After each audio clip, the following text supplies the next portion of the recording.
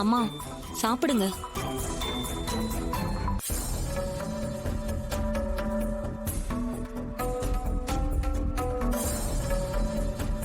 அம்மா ஏன் சாப்பிடாம இருக்கீங்க? சாப்பிடுங்கம்மா. ரூம்ல என் தங்கச்சி சாப்பிடாம இருக்கா. என்னால மட்டும் எப்படி சாப்பிட முடியும்?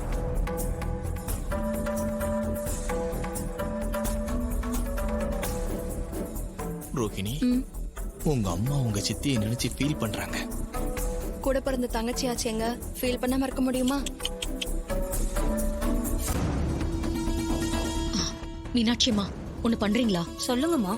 நீங்க சாப்பாடு எடுத்துட்டு போய் என் தங்கச்சிக்கு கொடுத்துட்டு வரீங்களா? சரிங்கம்மா, நான் போய் கொடுத்துட்டு வரேன்.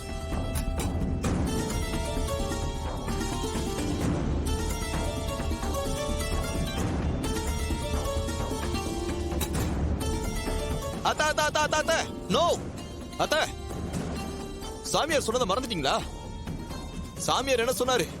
சின்னத்திக்கு சாப்பாடே கொடுக்க கூடாதுன்னு சொன்னாரு.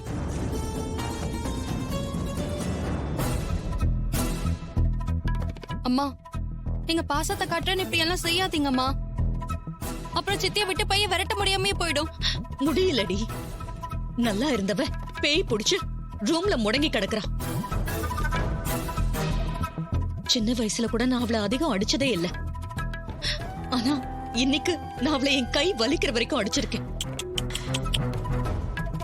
அவ வலி தாங்க முடியாம கத்துனது இன்னும் என் காதுல கேட்டுக்கிட்டே இருக்கு.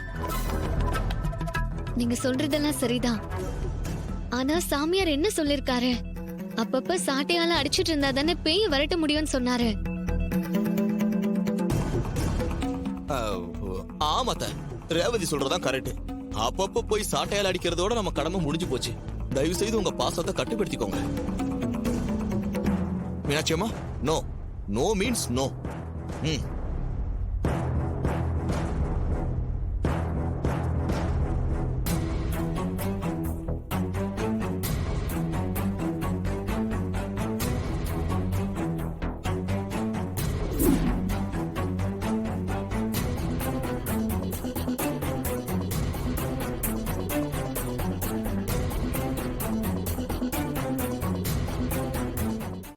இல்லடி, என்னால முடியாது. அவளை ஏற்கனவே நிறைய அடிச்சிட்டேன். அதுவே என் மனசுக்கு ரொம்ப கஷ்டமா இருக்கு. இனிமேலும் என்னால அவளை அடிக்க முடியாது. அம்மா, ரத்த உறவு தானே அடிக்கணும்னு சொன்னாங்க. நீங்க முடியாதுன்னு சொன்னா எப்படிமா? ஏய், அவளை வளர்த்தவனா? திரும்ப அடிக்க என்னால முடியாது. அந்த சக்தி எனக்கு இல்ல. என்னை விட்டுரு ரேவதி.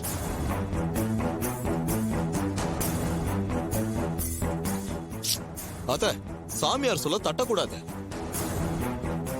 சரி விடுங்க. ரேவதி, அத்தை அடிக்கலாம் என்ன, நீ போய் அடி.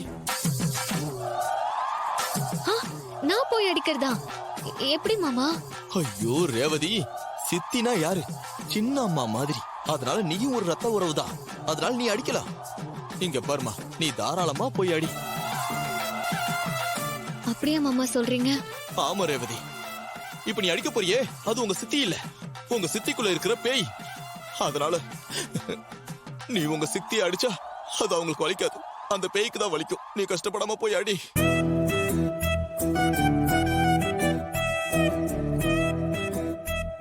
அம்மா, என்ன தப்பா நினைக்காதீங்க. உங்களுக்கு பதிலா நான் போய் சித்தி அடிக்க போறேன். அப்படி பார்க்காதீங்கம்மா. நான் அவங்க மேல இருக்கிற கோவத்துல அடிக்க போல. சித்தியை பிடிச்சிருக்கிற பேய விரட்டணும், அதுக்காக தான் அடிக்க போறேன்.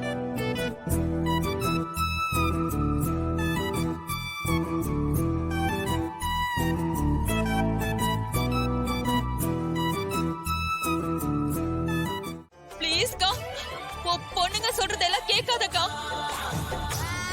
சின்னத்த, இங்க பாருங்க, இங்க வந்தவர் ஒரு பெரிய சாமியார். இமயமலைக்கெல்லாம் போய் தவம் பண்ணிட்டு வந்தவர். அவர் ஒரு விஷயம் சொன்னா கரெக்டா தான் இருக்கும். உங்க மேல பேய் இருக்குன்னு உறுதியா சொல்லிருக்காரு. நீங்க குணமாகணும்னா அந்த கோவில கட்டி வச்சுதான் ஆகணும். டேய் டேய், நீ வாய மூடுறா. நான் என் அக்கா கிட்ட தானே பேசிட்டு இருக்கேன். வீட்டுல அடி வாங்கினது பத்தாதுன்னு இப்ப கோயிலே என்ன கோத்து விட பாக்குறியா? ஈஸ்வரி, இந்த விஷயத்துல உன் தங்கச்சி சொல்றதை கேட்காத. நிலைமை மோசமாறதுக்குள்ள அவளை கோயிலுக்கு கூட்டிட்டு போறதுதான் நல்லது. அக்கா, எல்லாரும் சேர்ந்து சதி பண்றாங்கக்கா.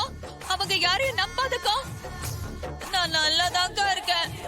கோயிலுக்குலாம் என்ன கூட்டிட்டு போயிடாதக்கா. சாரிடி சந்திரா, எனக்கு வேற வழியே தெரியல. உன் உடம்புக்குள்ள இருக்கிற பேயை விரட்டணும்னா கோயிலுக்கு போறதை தவிர வேற வழியே இல்ல. ஒரு நைட் அங்க இரு, அது போதும். உன் பிரச்சனை எல்லாம் அந்த சாமி தீர்த்து வச்சிரும். மாப்பிள்ள, நீங்க போய் கூட்டிட்டு வாங்க. சரிங்க அத்தை. அக்கா, அக்கா சொன்னா கேளு. நான் எங்கே இருக்கேன், நான் எங்கே வரமாட்டேன். என்ன கோயிலுக்கெல்லாம் கூட்டிட்டு போயிடாதக்கா. அங்க நைட்டு முழுக்க இருக்கிறத நினைச்சாலே எனக்கு ரொம்ப பயமா இருக்குக்கா.